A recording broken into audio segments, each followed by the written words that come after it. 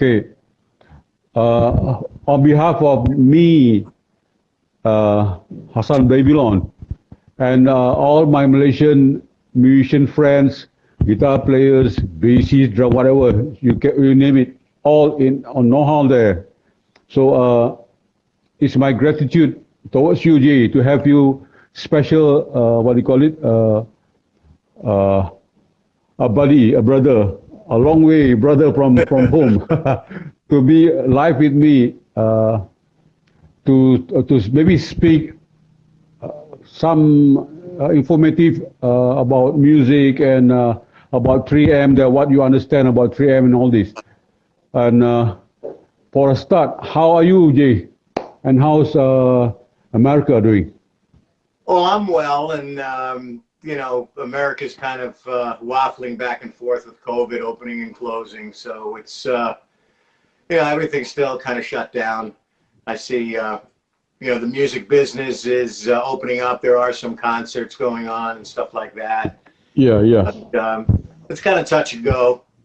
So, you know, I mean, the important thing is that people don't get sick, and you know, it's kind of tough when you have an event where you have that many people getting together. So, you know, that's the state of what's going on here. I'm sure it's nothing new. The rest of the world is probably experiencing the same thing. You know, people want to get out, but you know, we need to stay safe. So, but you know, this is it's an interesting opportunity too, that unfortunately we have a lot of spare time on our hands, which gives us the opportunity to play music and write and learn more, move forward in what we want to you know, accomplish as musicians. Everybody has their own, I guess, goals. Mine has always been to write, and because I think I have messages to write about. I have things to say that I want people to hear.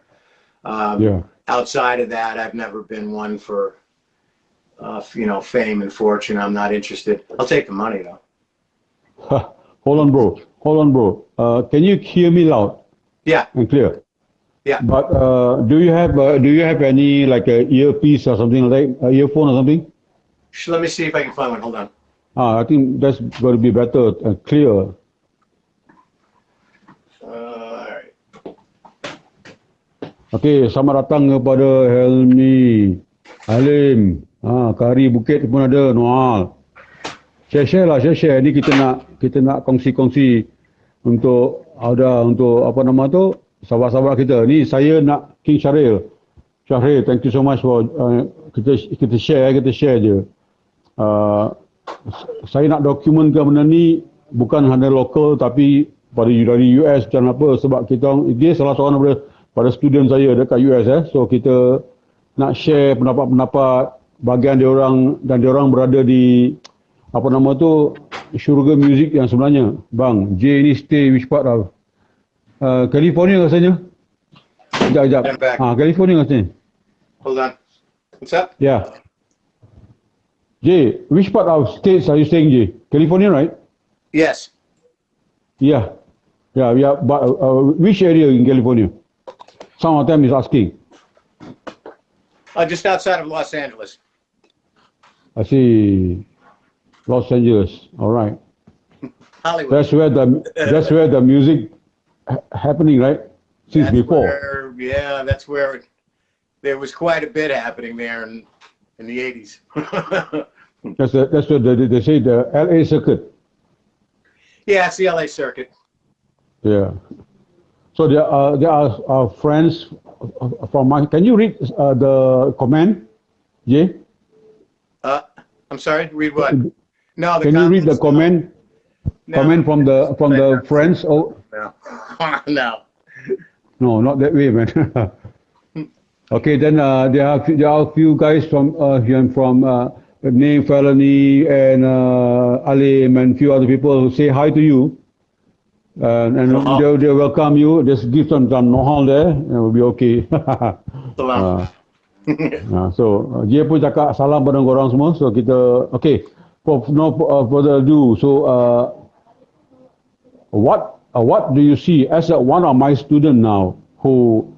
Okay, for you guys' information, Jay is good guitar player who write his own song, who apparently explore his own thing and his own vibe in songwriting, his own playing, his own style, and to more into his heart, into his own song, and that's how he portrays his own craft.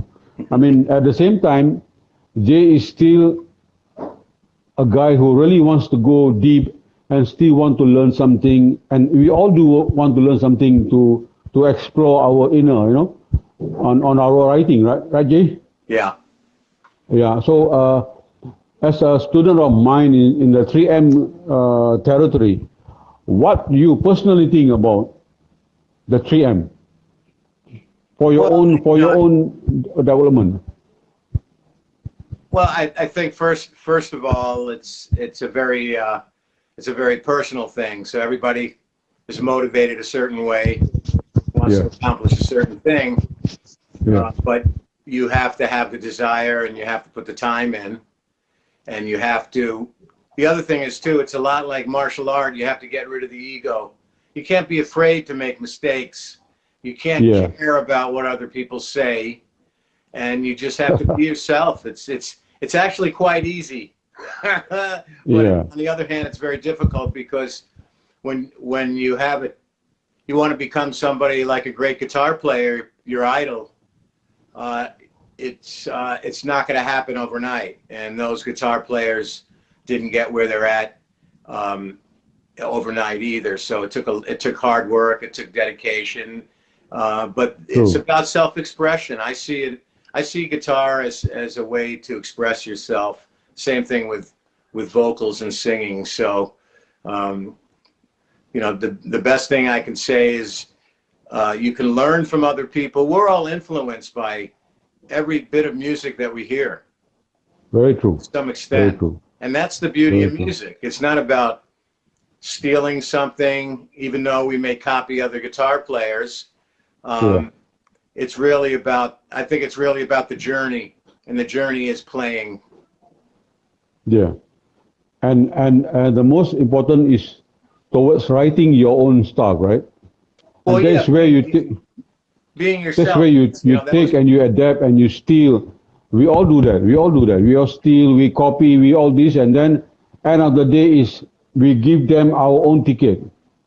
Yeah. Well, this is our ticket. Well, I'm at an interesting disadvantage, you might say, because as a lead guitar player, it wasn't until later on in my life that I actually started putting in the time.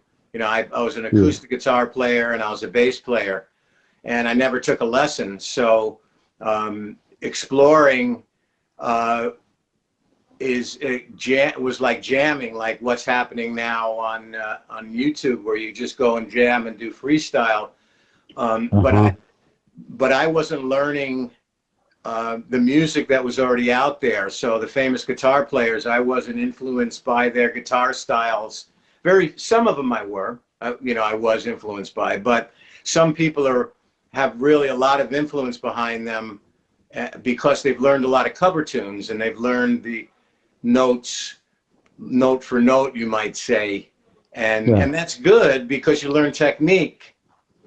But at some point in time, you have to get away from that and not think about those people and those things that you learned, and just express yourself. It'll come out naturally. Yeah, very true. I mean, I agree, 1,000% agree with that statement, because we all do cover songs back then, and then we all do listen to our heroes, we all do adore our heroes, we all respect our heroes, and at the end of the journey, before we have a new journey on our own, is always to prepare something by taking bits and pieces from all those great cats, great heroes of ours, and then we can start our own journey, and fulfill the industry that we stay in, which country that we are in. I mean, for me, I am in Malaysia, and then we have our own industry, which is small, but at a certain time it's been cranked up by some are very, very good artists, bands, very, very good bands, a lot of good bands, and some of them are not prepared, don't have anything, don't have any song, no nothing, and they still come in the industry and just act funny and, you know, take the important part of that loophole that belongs to some other bands, and they just go in and just, you know, which I think it's not fair. What do you think, Jay, about that? Well, it's like any business and industry. That's about money. So I mean, whatever they have to offer, somebody is willing to pay for it, whether it's art or not. You know, and that's the other thing. You know, music is not. You know, it's been a long time where music was looked at as art. You know, it's a commodity, unfortunately, and that's something that everybody has to deal with. You know, but I think, you know, I think the important thing is whether, not so much whether we get famous or make money off it, but we leave our legacy. And as musicians, we certainly can leave a legacy of music that lives on after us. We can leave our mark and make a statement that way. You know, that's one beautiful thing about music. Yeah. I mean, if we were to call a painter or an artist who draw a portrait of a Mona Lisa, that would be the guy. Hi, Ken. The guy from Ken, and a lot of people say hi to you, Jay. Just no harm to them. Jay, no harm. So it's like having Da Vinci to draw the what do you call it? The most popular portrait is Mona Lisa, right? So there's only one guy, Da Vinci, who draw only one piece of Mona Lisa, only once. So other than that, it's not the same one again. Well, it's like asking Da Vinci to do Monet. Yeah. Yeah. You know, that ain't gonna happen, and that really shows you the originality there. See that? Yeah. That's what my point is. Yeah, everybody can have fun in music, meaning everybody will be given the chance to have fun, but to have fun blindly is not good. Meaning is if you were to play only in the bedroom or only as a hobby, fine, you can do whatever you want, which is, for me, is okay, because it's just a matter of hobby and just a matter of you're in your bedroom and just having fun. I want to be like Malmsteen. I want to be like what do you call it, Josh Lynch. I want to be like Eric Clapton. It doesn't matter. This is purely about having fun, right? But the minute people give you a blank canvas, you need to have your own painting, bro. Yeah. Before you come to the industry, you were given a blank canvas. Well, draw something on your own. You're making an interesting point. It's the analogy is like paint by numbers. Yeah. Right now you're copying someone and you're painting by numbers, and when you get done, it's you know, this lovely painting, but take away the numbers, what are you going to paint? Some of the guy who asked me about what's your band? Do you have a band last time, right? What is your band name, Sanjay? No. I have a recording company called Analog Angels. Analog Angels, yeah. Yeah. But if I'm not mistaken, you still have a band that you work with, a song or something like. Oh well, you know, it's actually it's a partnership. It's a recording partnership now, but it was called the Watering Fish Project. Oh, okay. It's a joke, kind of a joke name, Watering Fish. Yeah. I was about to laugh and I didn't know what to do, man. But that's we did a lot of analog recording, reel-to-reel analog recording. Angel recording company, yeah. And then digital versus digital recording. Okay, I see. Okay, I just want to ask you your opinion on my interpretation on the things that I've been doing for quite long I just want to lay down this formula about this 3M thing. So far, towards your, I mean, I want you to have the honest opinion from yourself now in public, so that all of my friends can look at the point where is the 3M going from your perspective. And you know, can you just please explain as honest as you can, bro? Thank you. Well, to me, it means that I'm going to be honest with myself. Yeah. I'm going to dig deeper to explore what I haven't explored, and then I'm going to put that to use, you know, in my guitar playing. Yeah. And that's good. Not be afraid to continue to learn. Yeah, man. Well, thank you so much for your opinion. I mean, it's such a big word. It's not long words. It's a short word, but it's meaningful. That overall view from my side, who I believe Malaysian have a lot of talented players.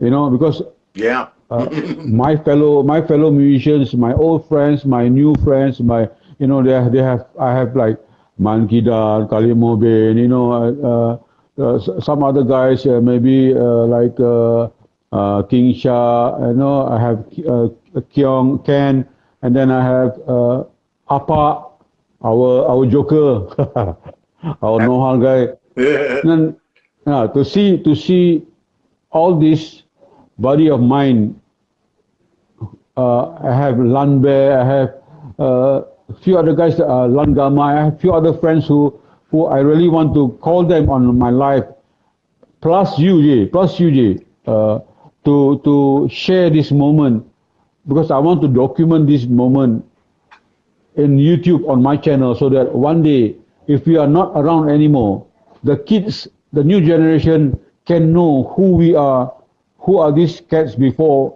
and what have they done, and what are they sharing to us, the journey. I mean, they have to jump on the fire by themselves, for sure. But at least we, the old folks, the old cats, have done something for them to show them some path. Or this one you cannot go in, this one you can't go, and this one is there, this one is there. Not only Malaysian, but you have another buddy of mine from America, that's you, can share this moment with them. Yeah. Please, whatever you want to add on, please, Jay. Yeah, I think the important thing is you just be honest with yourself. Yeah, true. You know, to me, it leads back to ego. Get rid of your ego, and you'll shine. Or okay. check, at least get your ego in check. Yeah, not the COVID check, ego check, eh? Okay, I remember 2 or 3 days ago you were mentioning to me about asking me on the 3M thing to maybe with a couple of my friends to do a gig in the US. Yeah. What do you mean by that, Jay? Can you explain to us? Well, I think there's enough fans. There's enough fans here in the States that you could put together some kind of tour or show. You know, Malaysian or that area, different guitar players from that area that are well known, and there'd be a big turnout here in the States. I don't see why not. You know, these people, they're brothers. You know, I mean, we're all brothers in the music industry, but you share a different kind of brotherhood there because your family, you come from the same place. Mm-hmm. Yeah, so, maybe. Yeah, it's a good idea. Maybe different musician from maybe different country, something like that. Maybe in States we can just join and then just go on stage and just do the 3M shit, right? Malaysia All-Star Band. Yeah, man. Yeah, Malaysian All-Star Band. Yeah, that's nice. So do you think there's opportunity to for us like that in States? Oh, absolutely, sure. absolutely. I mean, you still have your friends, your connection to do that? Oh yes, yeah, something like that. I mean, you're not talking. It depends on what you're talking about. It could turn into a very large event, or it could be, a fairly small event. It could be multiple cities. It's really hard to say. You really have to look at the obviously the business side of things. The people that would fund something like that would want to see what the business side would be. But that would be good, especially when things open up, because people are going to want to get out. I mean, they're going to. People are look for every excuse to get out. True. Yeah, Nasim, inshallah. There's one of the composer. His name is Nasim Kamal from Abu Dhabi. Paul Daniel. Siapa ni? Hold on, Jay. Well, I'm doing my live. There's another guy who asked me a question for my messenger, man. Go ahead. Okay, never mind. Yeah. Thanks a lot, and on behalf of the upcoming Malaysian All-Star Band, I will talk to them soon. Maybe I will talk to you in sense of all this. What's the plan like? What's the opportunity like? And where? I mean, I'm waiting for your side to at least give me some structure of the plan so that I can have this band ready, maybe end of this year or something like that. I don't know. I mean, I could put together the marketing strategy, and it could be presented to some business people. You have to get you have to get some kind of backup data, but that shouldn't be too difficult. Yeah, I'll do it. Okay. As for now, one question. Do you think SHRÖDDER will do big in America? He's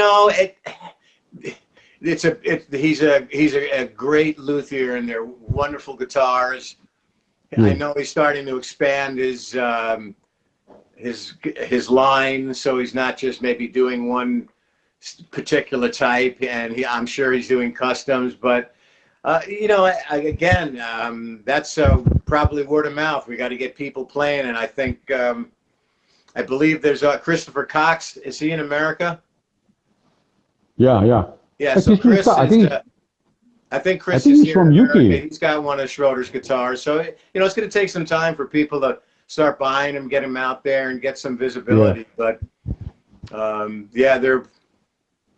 they're wonderful guitars. Huh? Yeah, indeed, and I think NAM will help. NAM. Sure. Yeah. It's difficult to say. I mean, COVID has really hit a lot of businesses. So. True. Very true. I was at NAM 2 years ago, and the amount of guitar luthiers and companies that are there is staggering. And I mean, I've seen some of them that. First of all, I don't have the money to buy something like that, but they're like works of art. I couldn't even see playing it. You just buy it for like 15 grand and set it in the corner. But that's not. I'm a player, so I wouldn't want something like that. But again, there's a lot of competition right now worldwide in the luthier business. So, but Mike's got a nice niche business. So a guitar like that will play anything, I mean, really. True. Very true. Because what I see, Mike himself is a passionate guy. He listens to players like us, I mean, he doesn't just purely endorse you blindly, but he endorses you, and then he keep on asking questions, and he really want to know what is the point from my point. The playing point, even though I've been doing this with his guitar, the Greenie, every day, but there's always a piece of pieces that needs to be done, needs to be correct, and at a certain point, sometimes it's like, wow, man, it's too good. At this a certain point, especially seriously, Jay, because what he told me was. The neck that he passed me on this Greenie is almost maybe 100 or maybe more than that, 100 years. the maple neck. That's why I was wondering when I played a certain brand new expensive guitar like ESP or probably Charvel or something like that. The snappy tone from the what do you call it, the fretboard of the neck itself, it's not there, Jay. It's not there. But this one is automatic. The minute you hold it, when you plug in the amp on a clean sound, you have that snap. Yeah. Right on the dot. So after with the drive and all that, it's a matter of like, okay, you have a Ferrari on the highway, you know what to do, man. It's auto. You want to go speed, it's ready. Yeah. You want to go sing, it's ready. It's always there. So that's why I was like, in my point as a player, I think locally, Singapore, or maybe in Asia, South Asia, he will do good this time because at my point as a player, it's not about the look. I'm not into the look at all, but it happens that he came with a good look. It happens. So it's a bonus, you know. But the wood, the tone wood by the body and the neck and the construction of the, you know, the work and all this, wow, man, it's top notch, seriously. Well, you know, yeah, and it's interesting you say that because there's a lot of guitars out there and a lot of brands, but a custom guitar like this by someone like Mike, you know, he's not only a luthier, but he's an engineer, so he's looking for any feedback that he can get to help improve, just to learn more, you know, just to learn more about guitars, guitar players, because he wants to create a product that's, you know, different than everybody else, that for, you know, one reason or another is beyond other guitars. And a guitar player that picks it up and plays it, a real guitar player, will know right off the bat. It doesn't matter what brand name and you know, it speaks for it speaks for itself. Yeah, man. That's true. Except, you know, it helps to have you behind it too. Yeah. And then it really helps me towards my point of playing on my voicing. Where do I want to go? I mean, when I'm standing up playing, it's not on the gig or in the concert, but at home. I do this exactly like I'm actually live on concert or what. But there's no crowd, there's no nothing. Then there's no money, man. But I just, when I strap it on my body, and the minute I have that sound, and you know, before I do my 3M, this greenie is like, hey man, let's whack me, man. I'm like, that greenie is talking to me, hey man, better do your best now, because I'm ready, you know? It's like a thoroughbred horse. The thoroughbred horse is ready to just, it's ready. Yeah, ready to do some serious shit, man. Yeah. At your opinion on guitars like Strat or Telecaster or even Les Paul and all that, what do you think? Don't mind to share on your opinion about Strat and Tele? What do you think? Well, you know, like all guitars, if you look at major brand names, you know, there's iconic guitar players that have that signature sound, and there's the signature Strat sound, you can't deny it. The signature Telecaster sound, you can't deny it. Signature Les Paul sound, you can't deny it. But there, you know, that's something that's just been marketed. There's a lot of great guitars out there. Recently, I've been buying no-name, off-brand guitars, used guitars that are better than some of my Gibsons and Fenders. I say that as a guitar player. I believe that because okay, the one that you say you just bought, the used guitars, you showed me that one with Tele, right? Tele shape, right? Okay, was it American brand or was it built by American guy? This from one American wood? An American brand, yeah. It was actually built not too far from here, outside Los Angeles. I mean, the only difference is only the brand, right? But the wood is all, I think, the same because I think they might use good tone woods for that. Well, I would assume based on the research that I did before I bought it, that's one of the reasons why I bought it. It was a small company, and they're basically building guitars, custom guitars. It's kind of like what they're doing now. There's a lot of these companies where you can buy a box guitar, kind of a do-it-your-own thing. But these guys would build it for you, and and that way you've got a ready-to-play instrument. So it's custom, but it's not stock. And from my perspective, it's really good quality. If you look at, it's heavy. The pickup sounded great. That's one of the reasons why I bought it. The neck and playability, it stays in tune. It's just, I mean, everything you'd want out of a good guitar. And well built. So, but it was the tone that I'm looking for. I was looking to get a Telecaster and use the neck pickup, the lipstick pickup, because I learned that it's a miniature single coil. So it's a total different breeds. You've got a miniature single coil, you got your single coil, and then you've got your humbucker. So I wanted to see what kind of sound. It's got a very interesting tone, and I'm looking for tone. I mean, I think seasoned guitar players are all about tone. I know, there's so much electronics out there where you could sound like everyone. But I think the closer you get to as pure a sound as you can get.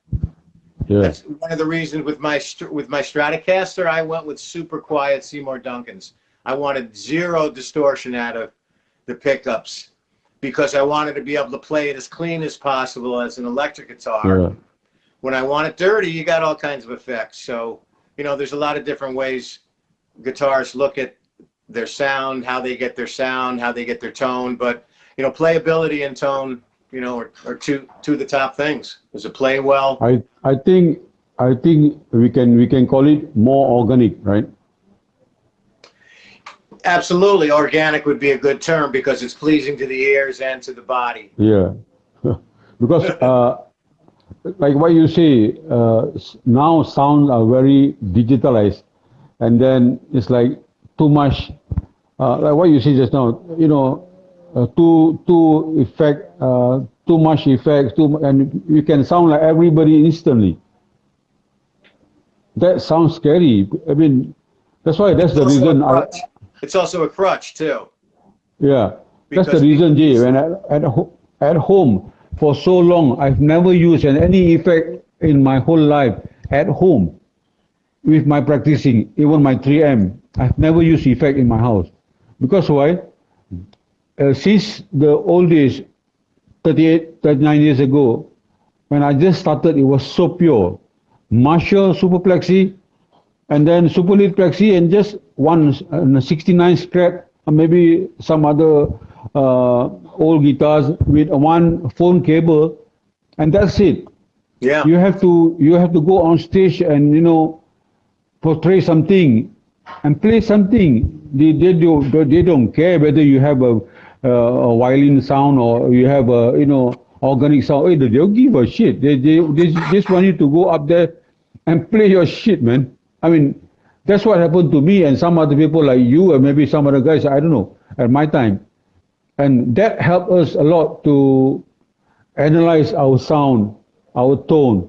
And years gone by, we tend to listen to a lot of players, idols, our heroes, and learn from that, basically from the sound first, not from the playing yet. But after that, after the sound and tone learning, that's my process. Every time I listen to Michael Schenker, Uli John Rod, Gary Moore, and all this, I did not listen to the playing first. I was astonished. I was being crushed by the sound and tone of the playing, man. I was like, oh my God, how can they get this kind of sound, man? I was always like that. The playing one is like, it's later on. After that, when I start playing club, then I have to cover songs from them. Then only the value of that kind of thinking happens. But before that, it's totally like what you say. It's totally about seeking sound and tone. Totally. I agree about that. Yeah, and I think like what you're saying, and the purest sound is going to be on an acoustic guitar. This is about like what you're talking about with your 3M and your own type of your tremolo, your bending, all of that stuff. If you're putting all kinds of effects on it, you're never going to really know what your true sound is. So yeah, what you do is correct. find your true sound first, so you know what you have to fall back on. Then you could always color it. But and this is as pure as you can get. Yeah, you take all the effects, and it gets ugly. We know that. but it's just like, you know, if you take a great guitar player like Yngwie and give him some crappy acoustic guitar, you know, what's he going to sound like? He's going to crush it on you know, on a $50 crappy acoustic guitar, and you're going to sit there and go and wonder. Well, that's because it's a lot more about pure talent and pure who you are that comes out. And you're right. I believe like someone is being given probably a simple canoe on a rough sea, but he needs to go with the canoe to point A to point B, whether he like it or not. So it's like a thread, a cable, and an end. Yeah. So what do you do? What do you do after that? Do you cry? Or do you mingle around saying, "Hey man, I don't have effects. I don't need to have my 20,000 effects for me to play." So that's my philosophy. I mean, I owe it a lot from my heroes lah. You know, I learned it a lot from them, and I'm still thankful that I learned from them. All these bits and pieces that, you know, helps me so much in my playing until today. That I can, I mean, not to say I can, but I'm trying to achieve that the purest, the most organic tone from an electric guitar, an amplifier, a simple built-in drive, and a cable. That's it. Good or not, whether it's pleasurable to hear or not, it's up to your fingers. And it's up to your brain and your heart to mastermind your playing towards it. That's how I learned from my heroes, bro. What do you think about that? Well, you know, unfortunately, we come out of the days when we had to learn music with the turntable. So the kids nowadays, they got digital music. They can rewind the stuff and learn a song like that. Yeah, and they have YouTube now. Yeah, exactly. So you know, it's like the old adage. You know, when I grew up, I used to walk 5 miles in the snow. You know, I didn't have good shoes on. You know, the old thing. So the young kids, they actually have a lot more at their disposal to help them get better quicker as guitar players. The tools are there. So, but you know, again, it gets back to they should be wanting to create their own sound, be themselves, and have something to say. You know, this is the music industry. People are going to buy music because it moves them. So if you're selling music, you got to write to an audience, and whoever your audience is, you know, they're going to hopefully hear it. It doesn't necessarily mean you're going to sell music or be famous, but I don't think that that should be our goal.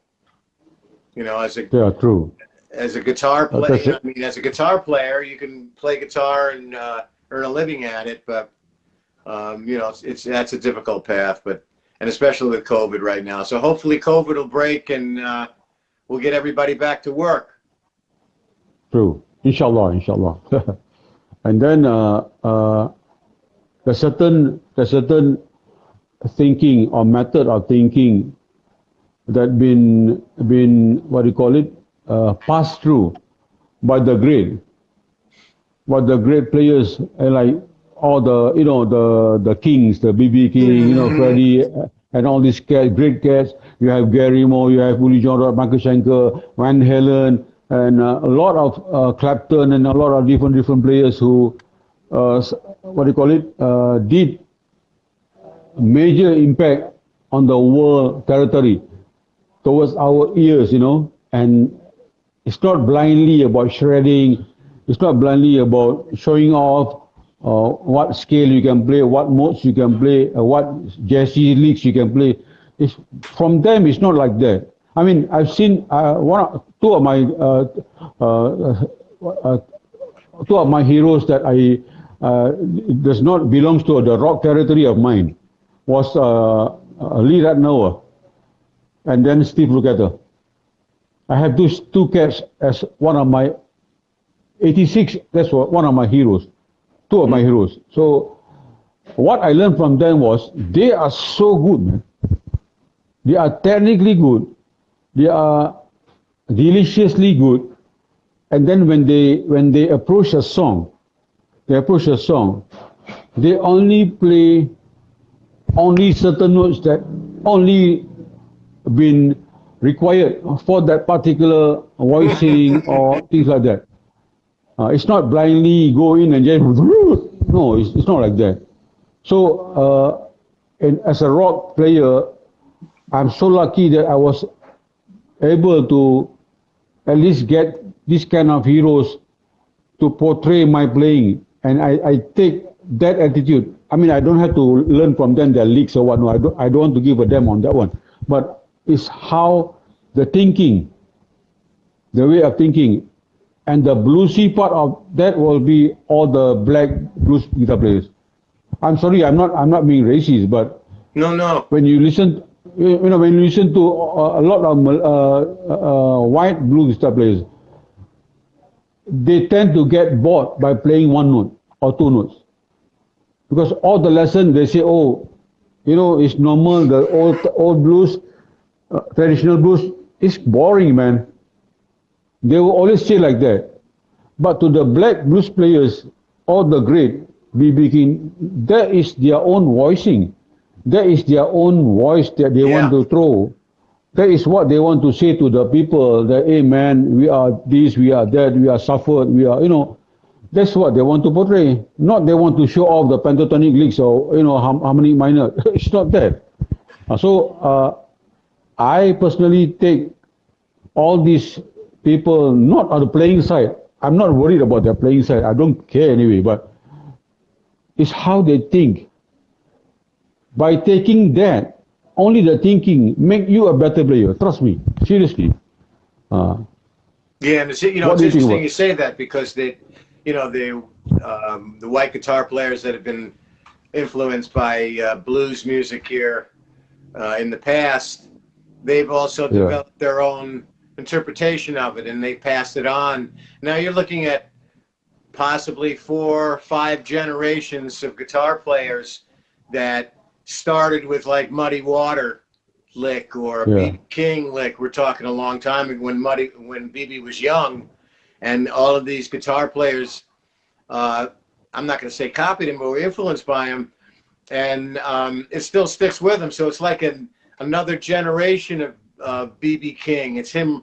It's B.B.'s soul reliving again through somebody else in a different way. But the point is that it'll continuously touch the person that hears it, and this is, to me, what music is about. If you're touched by it, that's good.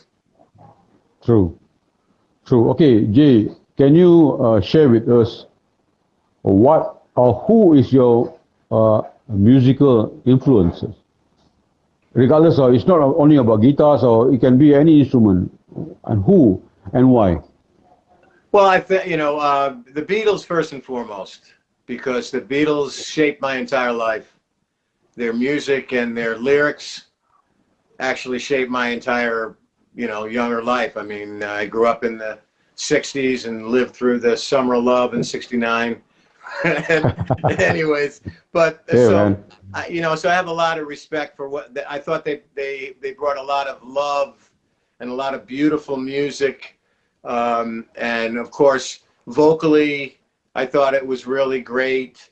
So, fundamentally, I've been influenced by them, but I wasn't necessarily influenced on guitar by them, because, a lot of it's so produced, and the way it's set up, it wasn't the best thing for me to learn. But my guitar influences on lead guitar are mostly Dwayne Allman and Carlos Santana. Also, some of the early guys like Dave Mason.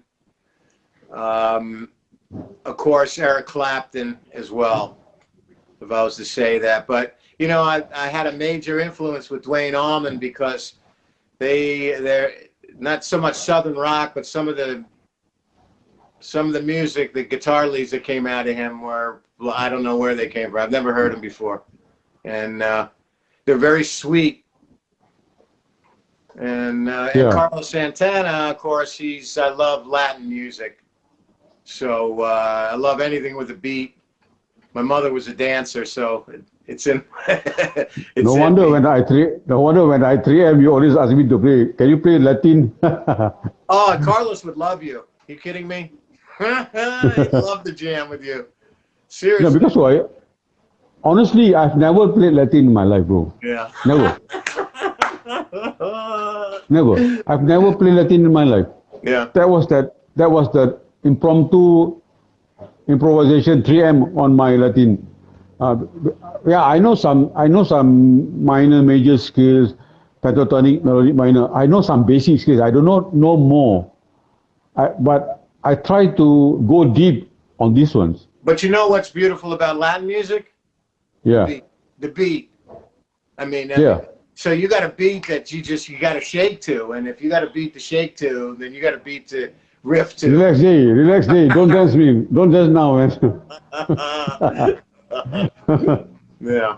So, yeah, it's interesting that you say that because Latin is like traditional ethnic music from Asia. There's some in Malaysia. There's like joget. There's like keroncong, asli, zapin, and all these. They are like beat, you know, joget and all that. No, it's maybe a little bit of influence by the Portuguese and the old the people who you know, the nomad people last time back in the Portuguese. The Portuguese, yeah. What do you call it? What do you call it? The people who always travel, the gypsies. Yeah. Oh, the gypsies, yeah. Yes. So the gypsies, the Portuguese, and the Malays share the same beat, and plus the Indian. Right. Indian from India, because the ancestors of the gypsies are from India. Well, I think the biggest thing about Latin beat, it's probably the same with this, and it's not so much prevalent in some of the blues or American music, is you're playing behind the beat and you're playing in front of the beat as well as on the beat. Yeah. So, I mean, you've got a lot to work with there. Just beat against beat. We're not talking note for note. So you can play before the beat, on the beat, or after the beat, and that it's up to you. There's a lot to work with. Now, what I love about Latin, because I was not into Latin, but to play blindly is easy for me. Because it's just a matter of playing scale on top of that music, which is going to be easy. But to play with emotion and sharing the emotion right there, it's not easy, bro. Well, it's also playing what you want to hear. How do you? Yeah. That to me, that's the part that really blows me away, because I'm not a technical guy, and I don't even, most of the time, I don't know what notes I'm playing even when I'm looking at it. Yeah. Who cares? And it's all by ear. So. True. Yeah. I mean that's the organic part of the playing and listening, right? Yeah. I mean after this COVID ends, probably inshallah, with Allah's great intention to see the world become better place. I mean, I for me, it's like a tuner, great tuner, big tuner that we can't see the tuner, but it's the name of the brand of the tuner is COVID. Yeah. It tunes a lot of people, people who have that, bad attitude, good attitude, rich, poor, good people, good composers, good band, big band, small band. It all become land. the same now. Everybody becomes the same because God wants to teach everyone to be as honest as you can. Remember the what do you call it? The top who created everybody, everything, and then at the same time be together, throw away ego and be respectful. I'm talking, this is for myself first. Maybe I'm a bad guy in such a way. Maybe I'm not honest. Maybe I'm a egoistic guy, something like that. On my journey as a musician for 40 over years, but yeah, as we grow by, we know a lot of people. We meet a lot of friends. I mean, I have you as my brother all the way, who sometimes give me some motivation talk. And I have Mike, Mike is one of the guys who always tell me, bro, be relaxed, don't worry, things will come for you. Don't worry. I was like, hey man, yeah. I'm quite scared. I'm quite scared if something happened to me. What happened to my wife, Noli? I will tell you this because he is such a loving person, Mike. I one day I was like, hey Mike, can I ask you something very personal? Yeah, go ahead. So he called me at 12 o'clock Malaysian time at night. So Mike was like, hey man, I thought you want to say something to me. Yeah. Can I say it now? Yes. I said, Mike, if anything happened to me, what are the opportunity for all the guitars that are sold in Southeast Asia under my name? Because I brought in the brand here in Southeast Asia soon.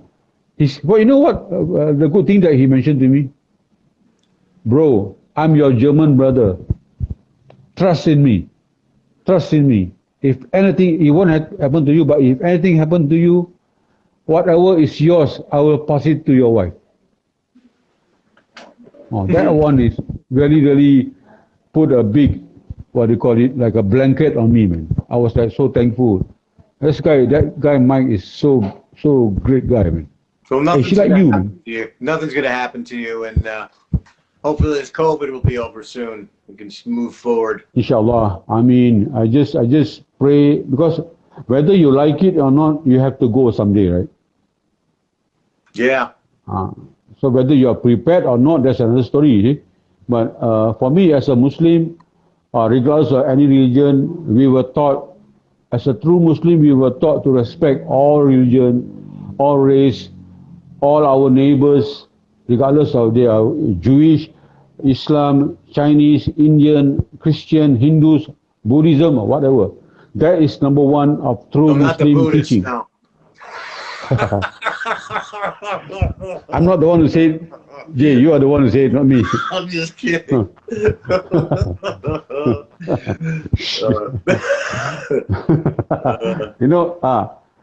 But anyways, do you still have the time to talk, or you need to go? Oh, no, I'm good, yeah. Okay, that's good. And can you share with us, back in the 70s, the 70s, I might be on my early teens. I probably my 13, 12, 13, 14, 15, 16, and all this. You probably will be like on your 26, 20, 24, right? In your mid-20s, right? High school in 75. 75, I was 10 years old. Yeah. I was 10 years old. And you, okay, what is the situation back then on the music culture or the music environment in States? Oh, was it happening? Wide open. Just wide open. I mean, from the 60s on, just band after band after band making their mark, setting the stage for music, so many bands came out in the early 70s, early to mid 70s, flood of bands. And, a lot of great music. To me, not only a lot of bands, but a lot of great bands, yeah? Yeah, to me, technically, it's funny because I'm not a technical person, but the last year or so, I've been listening to Steely Dan just over and over again. I can't get enough of it because you know, the music is so well done, so well produced. The guitar stuff is so unique in everything, every single song. So I've just been amorized by the fact that these guys were capable of writing music like that, but the amount of talent that is on those albums is incredible. It's the cream of the crop in the industry, the best of the best. And forget about the studio stuff. The studio stuff is great, but if you listen to the live stuff, it's incredible. I mean, it sounds as good as the album. Yeah. The musicianship is, and so what do you get out of that? You know, they make it look easy. Yeah. It's motivation. If they can do it, I can do it. That's how I look at it. No, it's always for me, if I see all these great bands who play not only on the records great, but on the stage they play even greater than in the album, right? So that motivates me to climb. I know I will never get as close as them because what they went through was like, hey man, it's Olympic versus a national game. It doesn't become same, you know. Yeah. The Olympic players or Olympic sportsmen, they have to go to different stage of agony and, you know, pain and blood, sweat and tears plus blah blah blah, just to get them there. So, but at least that motivates me to climb. You know, when I see a good guitar player melodically, not stupidly playing rubbish, no, it's not that, but melodically, he can be Steve Moss, he can be, you know, whoever, Blackmore, whatever. So when I see people playing like that, it's like, oh, it moves me to analyze my thinking towards the melodic contents of my playing, of my own playing. How to achieve that? That's where I wanted to create that 3M, to play spontaneous. 3M is the most important thing, is to approach your playing spontaneously. And then not to recreate whatever you have been played, no, but to, you know, all this while, maybe if you know 1,000 scale, can you put it, your 1,000 scale into words, meaningful words? That's the hardest point.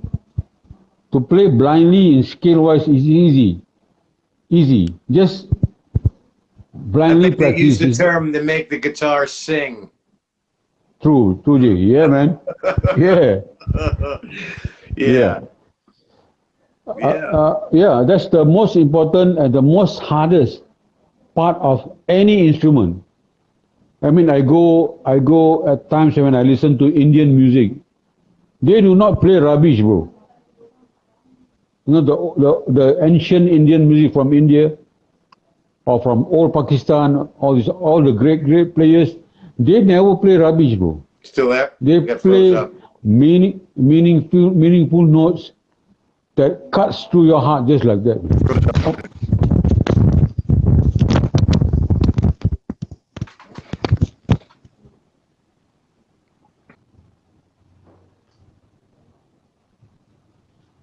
Sorry.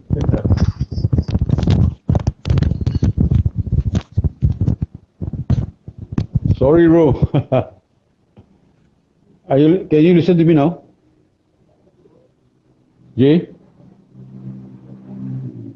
Hi, Jay. Are you okay? We're back. Yeah. Live. But I think I don't see you moving. Might be I don't know if you're breaking up or I'm breaking up here. Is it? All right. Are we okay now? Your internet or my internet or just the internet. So, yeah, we're good. We'll be good. Okay, hopefully. Is my voice clear now with you? Yeah. Okay, I can hear you also. Anyways, can you tell us about? I mean, for all our friends, all the musician friends who listening right now, or maybe later on for me to document on my YouTube channel.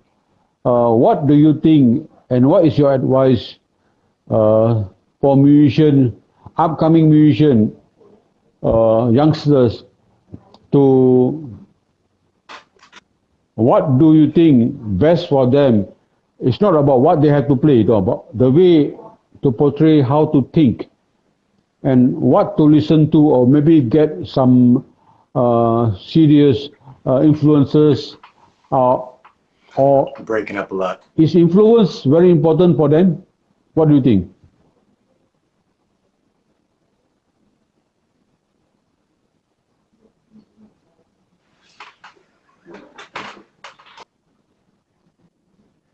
Waalaikumsalam no more.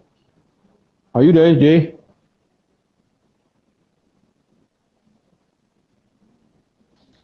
I think your line, Jay.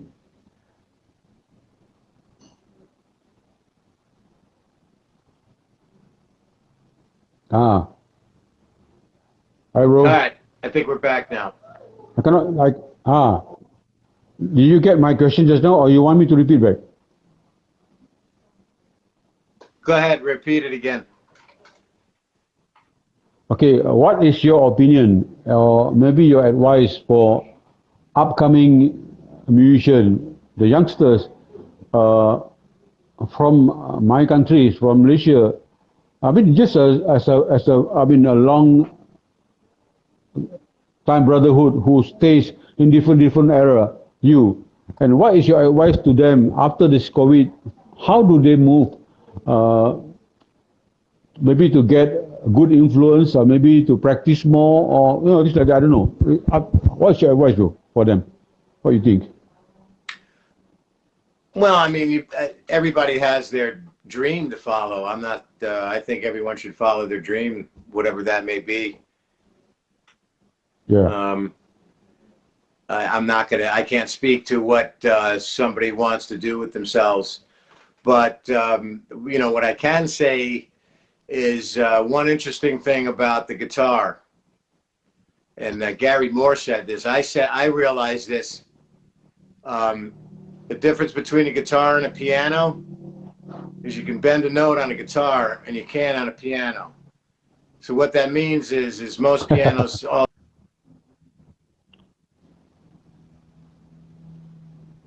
I think your line, Ajay. Can you request back to join me again? Is it possible? We're back. Okay, we're back. You Yeah, were talking about again, Gary Moore I think just the now. most important thing is just to follow your dreams, be yourself, and absolutely practice as much as you can. Brand. Yeah. This is a learning experience. That's the best part. Yeah, true. And that's the fun part. I mean, life is about learning. True. Once you're dead, there's no more learning.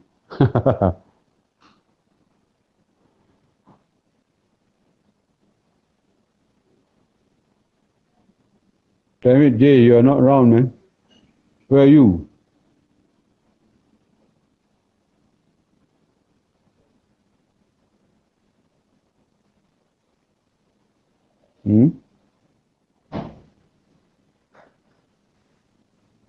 Jay? Yeah, practice hard and just be yourself.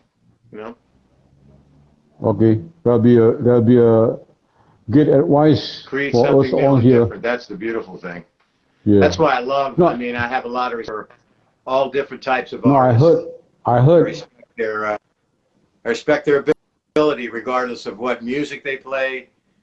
Yeah. Even the worst play. It's not even about their capability. It's about them putting their heart and soul into it. And anyone that plays music that puts their heart and soul into it will not be denied, unless they're really True. bad. I heard there's one special words of wisdom I heard from I can't remember whom, but the word is the word is saying, do not be different to be different, be different to be good. Yeah. That's what I think.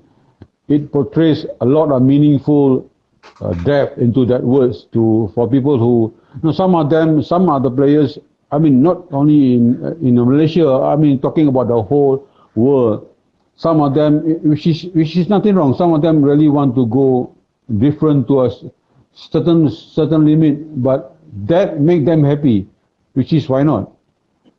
But that doesn't make our ears happy, which is why not, right? So we all have our do's and don'ts, for us to think and whatever. So anyway, Jay, thank you so much for your words. What do you think about tube amp and solid state amp? What do you think about them? Oh, the Cube amp, phenomenal amp, and that's been around a long time. That was the technology of the future when it first came out, and it still is. It's still great equipment. The Roland Cube, yeah. True. Yeah, them. Great direct too. DI. You can use it as a DI. Yeah. But what was the other brand? And okay, no, it's not about brand. I think you misunderstood my questions. The question was not about. At least we got a point there from a Cube amp by Roland. Now, I mean, that's a point there. It's okay. Thank you. I'm talking about tube amp. Oh, a tube amp. Oh, I'm sorry. Tube amp and solid state amp. Yeah, what do you think about them? I'm a tube guy. I've always been a tube guy because I'm an analog guy. I don't know. I've lived through the whole analog era and watched the digital era come through, and there's a lot of good things about digital music. But if you look at it from a technical perspective, there's music missing in digital music, plain and simple. Yeah. And why is there music missing? Because technically it's a sawtooth pattern. Yeah. Analog is a smooth flowing wave, which means whatever you're playing is going to be totally reproduced, every bit of it. In analog and digital, that's not the case. Although, I mean, it does a great job, but there's some things lost in digital music. But yeah, I would prefer a tube amp next to a solid state amp, just for warmth. Unless you see this amp now. Well, no, I mean, I think you got a great sound. Don't get me wrong. You asked me about what do I think about it. I mean, the reality is getting back to simplicity. You should be able to get a good sound out of just about any amp. That's true. Decent player. I think there's a lot more to your custom amp than just a custom amp. So everyone's hearing the tone and what you're playing. And a lot more of it has to do with you than the amplifier. You can't put your finger on something like that, Yeah. So yeah, it's I don't know. I'm still looking for an ultimate sound or a different sound, and from a technical perspective, how do you do something like that? I don't see anything wrong with using technology, especially if you're going to record or you're going to play live and you want a signature sound. I don't see anything wrong with any of the technology. I mean, some of it could be a little overboard, like a guitar synthesizer. It's a little much, but. I mean, put it this way, Jay. If I were to drive a old Chevy, will get me to point B and point A easy. But if I were to drive a Ferrari, it will still get me there. I will get to the point faster. But with old Chevy, I will have the comfort to watch, the scenery, the view, and take my time and just go slowly and relax, and and I can feel every moment of my driving towards my point A or point B, doesn't matter.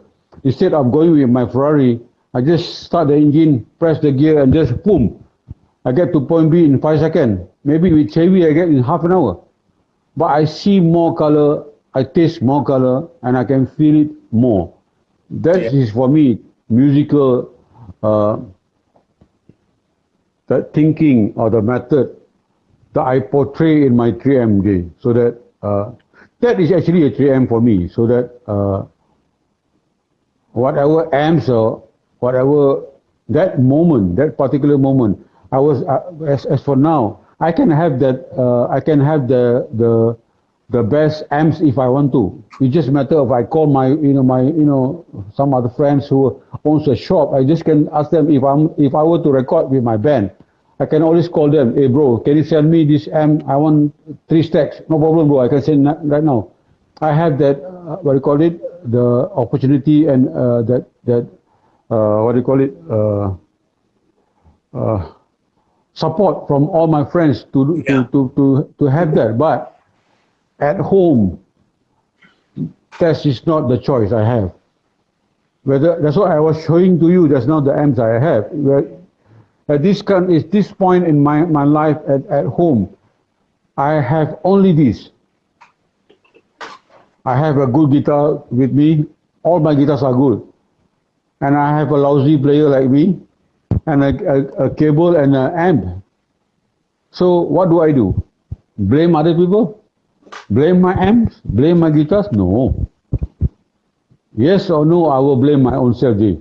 That's why I always think like that. Never mind, I have things I need to play. I need to play at this moment, whatever I have.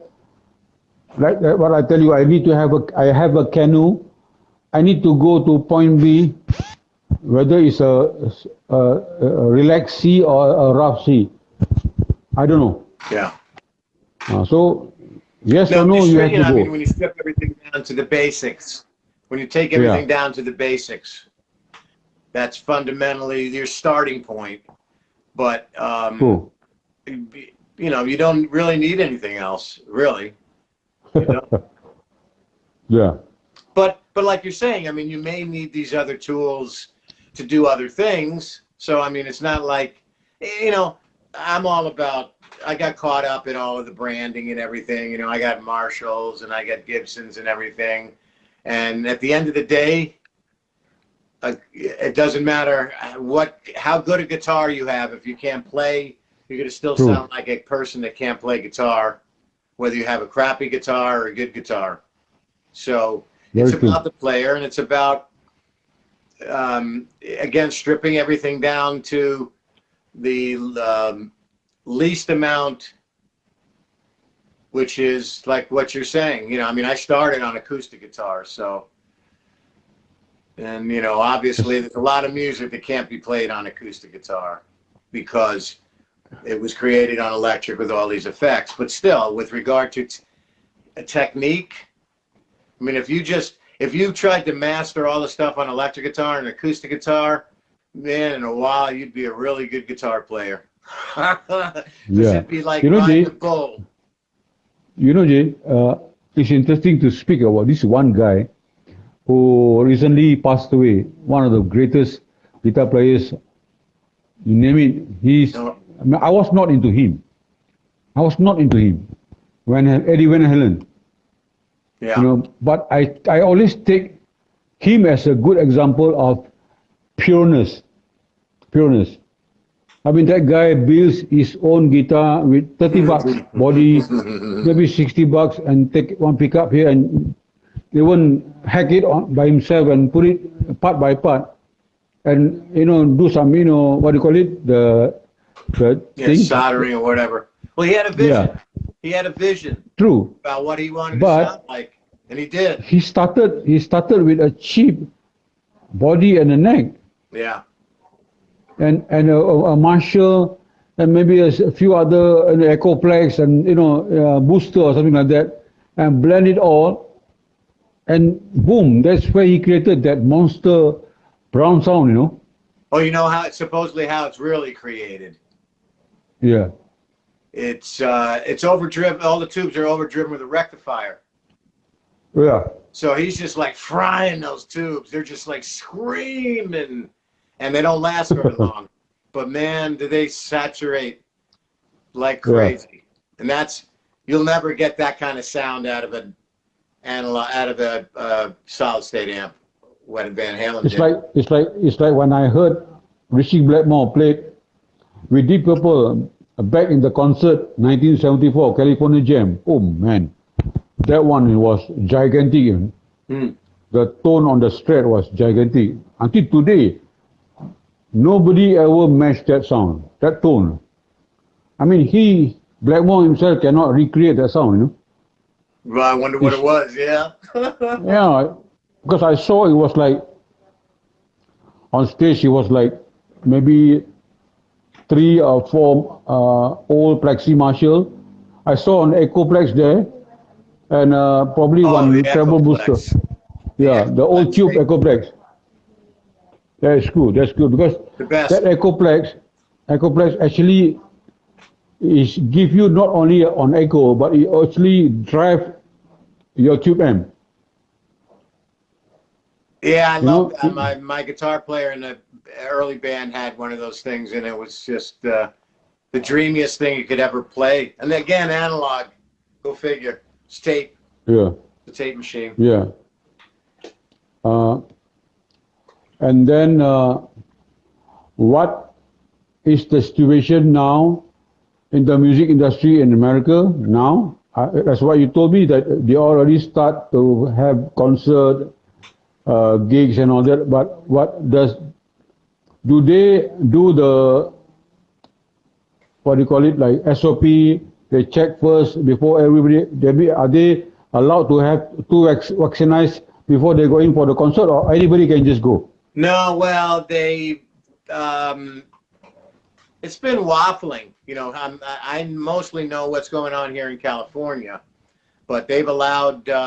So they're allowing full capacity at Dodger Stadium. You're supposed to keep your mask on when you're not eating or drinking, but and that's it. So, but they're starting to enact laws now that you have to be fully vaccinated. So, I got my card. I got them fully vaccinated. So, crazy.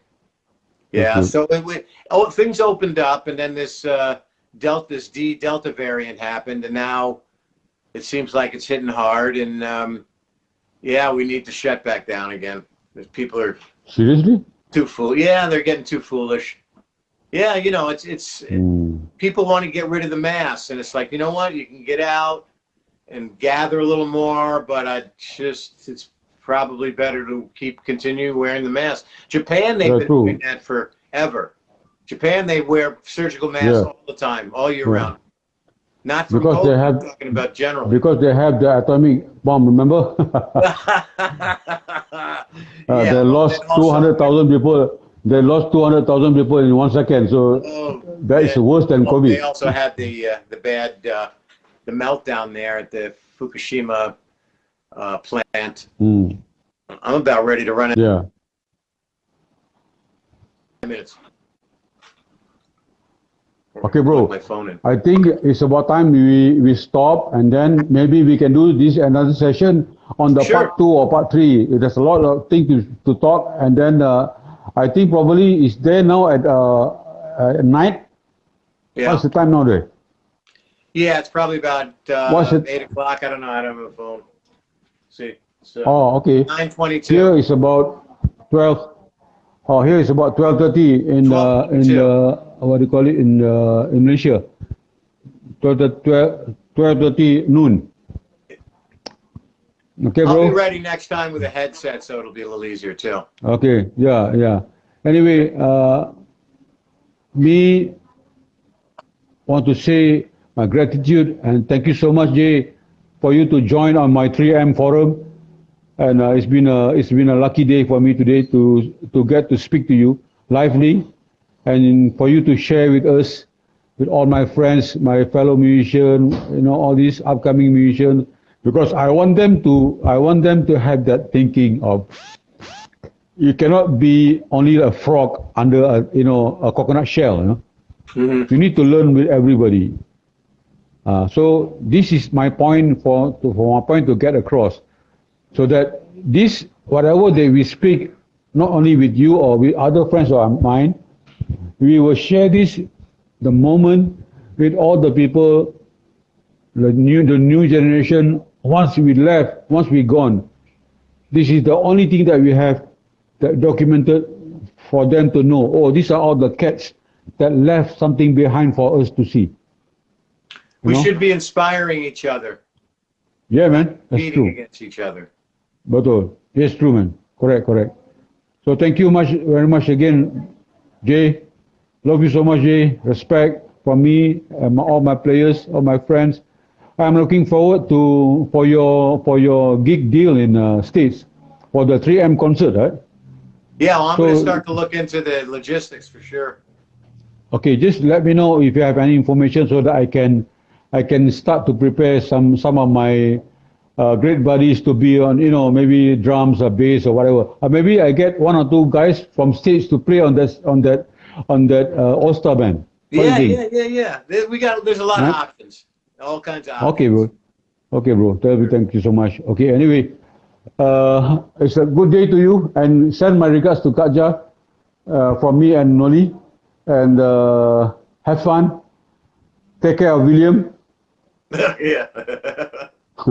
And okay, thank you so much, Jay, again, and no harm, and keep on your 3M, okay? We'll do. Thank Okay, you. bro. So Take care, man. Bye bye. Salam.